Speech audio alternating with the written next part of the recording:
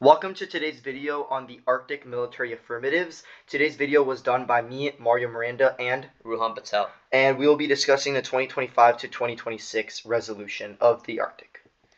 So in this video, we're going to be exploring 4 military affirmatives that are commonly run. They include domain awareness, the Coast Guard, and NATO.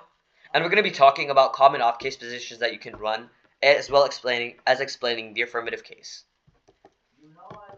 So one of the first common affirmatives that you're probably going to see on the circuit is domain awareness.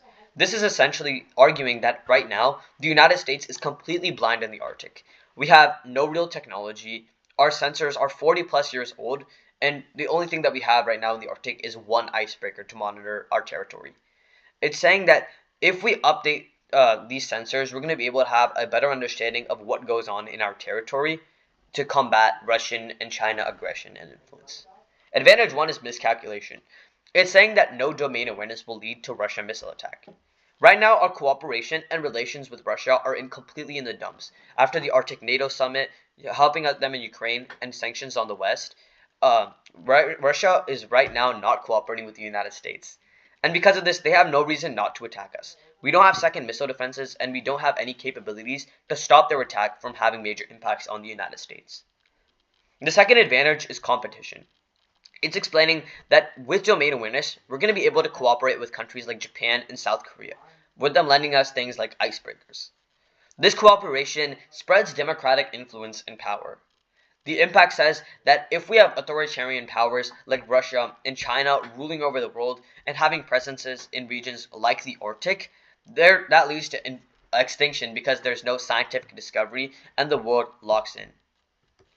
The common off-case run against this affirmative includes the strategic stability disadvantage, the hotlines counterplan, and the China CCP disadvantage. The strategic stability disadvantage says that if the United States randomly comes and starts building in the Arctic, Russia will have use it or lose it pressures. What this means is Russia is going to feel threatened and think that the United States wants to attack them if they randomly start building in the Arctic. That's going to cause them to launch nuclear missiles before we attack them. The second common off-case position is the hotlines counterplan. This is saying that trilateral cooperation with countries like Russia and China stop them from attacking us and stop the risk of miscalculation. It's saying that when we're able to talk and have dialogue with countries like Russia and China, we can avoid escalation in the Arctic and avoid going to war with them. The final common disadvantage is the China CCP disadvantage. It's saying that the United States working and only focusing in the Arctic makes China expand their influence across the world. This weakens our influence in other countries, causing Taiwan war, nuclear war, and other conflict. So the next common affirmative you'd probably see in the circuit immediately once you begin will be military logistics. The plan text of this is that the USFG should increase its development of logistical infrastructure in the Alaskan Arctic. Basically, this looks like supplies and other types of things that can help the logistics of the Alaskan Arctic military. So the first advantage on this plan is deterrence. So basically it's transferring military supplies to Alaska because it's the key location to deterring the foreign encroachments from Russia and other countries and can basically stop the escalation of future wars and attacks, since wars happening in the Arctic are most likely to start in Alaska, since it's kind of like the key point for American infrastructure in the Arctic specifically. Moving on to the second advantage, it's the Coast Guard one, and it's basically saying that because of a lack of infrastructure, biodiversity loss will happen because of gas leaks and other things that can, harm the environment, and it's because we don't have fast reaction times and response times, which is why we make that better through this Coast Guard advantage. So there are two common off-case positions that are ran against this plan, and it's the Putin DA and the strategic stability disadvantage, as my partner said in the last affirmative plan. So first, on the Putin disadvantage, in this case, basically it's saying that even though USA's actions of building, tech and giving ammunition and other supplies is fundamentally defensive, Russia and Putin specifically won't see it that way and will instead see it as offensive action, which threatens their regime, which in turn leads to them falling out against us, attacking us, and creating a nuclear war from this lash out due all from our plan happening. The second disadvantage is once again the strategic stability, which my partner already covered before. But basically, in this case, it's similar to the Putin disadvantage in that Russia, in the Arctic specifically, will feel that strong use it or lose it pressure, meaning that it's like, why would we not do this if it's kind of like our last resort at this point? So it causes them to attack us as a last resort and in turn lead to the harm of American citizens and death, war, etc. The third affirmative plan that we're going to discuss today is Coast Guards. So the plan text of this is that the USFG should increase its exploration and or development in the Arctic under the guidance of the Coast Guard collaboration with Russia under Arctic Coast Guard Forum. So basically, the plan cooperates with Russia in order to, create that bond between U.S. and Russia, specifically through the Coast Guard Forum, which helps rebuild that dialogue we need for peace and also reduces, any conflict that could happen in the future, specifically stemming from the Arctic region. So the first advantage of this plan is cooperation, as the name entails. It'll basically lead to cooperation over fishery, so stop fishery wars and lead to no escalation and no nuclear war. So basically, it's saying that unless we do this plan and, talk with Russia, cooperate, etc., we won't be able to stay in a stable environment and it'll lead to escalation due to it.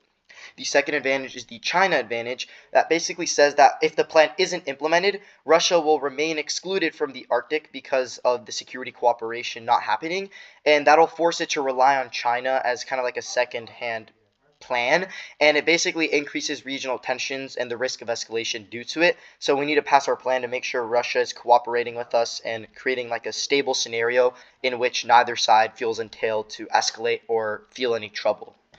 The common off-case positions for this are two different ones. The first one is Advantage CP, counterplan, and the last one is Asian assurances. Starting on the Advantage counterplan, the plank 1 of this Advantage counterplan is that Canada does the plan, meaning that basically Canada cooperates through the Coast Guard Forum with Russia. And then the second part of it, the plank 2, would be asking Canada if it's a good plan as the U.S., because that way both Canada and the U.S. do the plan at the same time, because Canada would say yes. And in turn, that leads to trilateral, in a sense, cooperation in which peace is exacerbated even more, creating a great scenario of like a stalemate where every side feels entailed to being peaceful. Lastly is the Asian assurances disadvantage, in which currently the US and South Korea have a strong alliance, as said in domain awareness in the first plan. But basically, doing this plan destroys that cooperation because it makes them feel like they're taking the side of the opponent, kind of being the devil's advocate of the scenario, destroying any cooperation and leading to nuclear war because they feel abandoned and like as a second option compared to Russia. Yeah. So the next affirmative we're going to be looking at is NATO. And there are many scenarios, so we're just going to go for the most common ones. The plan text comes in three different scenarios. The first is that the United States federal government should increase its development with NATO. The second is that it should create a command center. And then the third one is that it should create a command center and develop. So NATO countries include countries like Canada and the United Kingdom, and it's basically an alliance that the United States formed to cooperate with other countries when it comes to things like military, trade, and more. So there's three advantages under this affirmative. The first one is deterrence. It's saying without NATO allies doing anything in the Arctic, foreign powers like Russia and China will take over in the Arctic, and that leads to increased tensions in places like Ukraine, Taiwan, and all of these tensions will lead to nuclear war. The second advantage is resilience. It's saying that Russia aggressing in Norway causes nuclear war. This is because Norway is an energy powerhouse, and it supplies the EU with a lot of different energy sources and a vast amount of energy. But if Russia's aggressing, the EU will have to turn to Russia instead of Norway because their power output's not going to be the same as it was before. This energy change will lead to energy wars and extinction. The third advantage is extraction.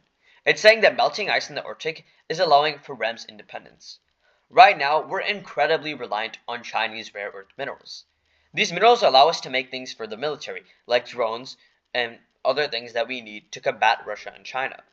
But if China continues to have this monopoly on REMs, then they can cut off our supply, and it leads to them doing things, and it leads to Taiwan war escalation, leading to extinction.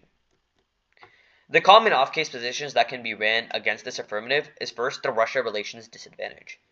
It's saying that right now, the US and Russia cooperation is incredibly high, allowing for arms control and other negotiations. More United States presence in the Arctic destroys our relations and makes Russia feel more skeptical about the United States. This skepticism leads to no arms controls negotiations, leading to all-out nuclear war. The second disadvantage you could run is the Putin politics disadvantage. It's saying that Putin's regime is stable right now, but it's on the brink of collapse. His regime is built on showing and projecting power onto other countries. But the United States developing and showing Arctic leadership leads to a weakened Russian influence and collapsing Putin's regime. This will lead to a civil war inside Russia because they feel divided on Putin's regime, resulting in nuclear war in the entire world. Thank you so much for listening to today's video. If you have any questions, you can ask in the comments or just DM the Resolve Debate team. And again, subscribe. Thank you so much.